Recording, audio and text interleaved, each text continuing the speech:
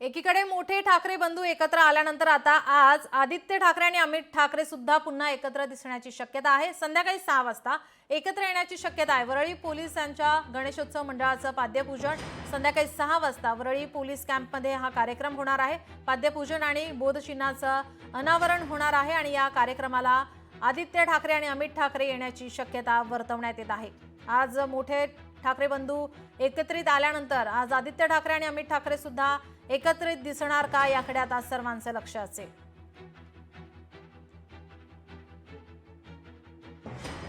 वरळी पोलिसांच्या सार्वजनिक गणेशोत्सव मंडळाच्या पाद्यपूजनाला आदित्य ठाकरे आणि अमित ठाकरे एकत्र येण्याची शक्यता आहे।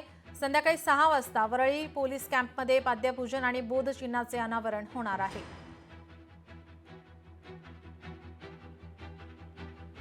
या कार्यक्रमाला आता आदित्य ठाकरे अमित ठाकरे एकत्र येण्याची शक्यता संध्याकाळी 6 वाजता वरळी पोलीस कॅम्पमध्ये हा कार्यक्रम पाद्यपूजन आणि बोधचिन्हाचं अनावरण त्यांच्या हस्ते होणार असल्याची माहिती। या कार्यक्रमाला हे दोघे ठाकरे बंधू एकत्र दिसणार का याकडे आता सर्वांचं लक्ष असेल।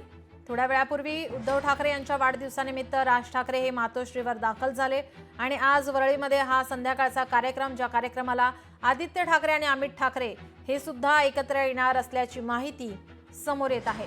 त्यामुळे आता या सर्व घडामोडींकडे आता लोकशाही मराठीचं या ठिकाणी लक्ष असेल। संपूर्ण अपडेट या संदर्भात आपल्याला आम्ही देत राहणार आहोत। आजच्या या मोठ्या ठाकरे बंधूंनंतर आज छोटे ठाकरे बंधू सुद्धा एकत्र दिसणार असल्याची माहिती समोर येते। वरळी पोलिसांच्या गणेशोत्सव मंडळाचं पाद्यपूजन सोहळा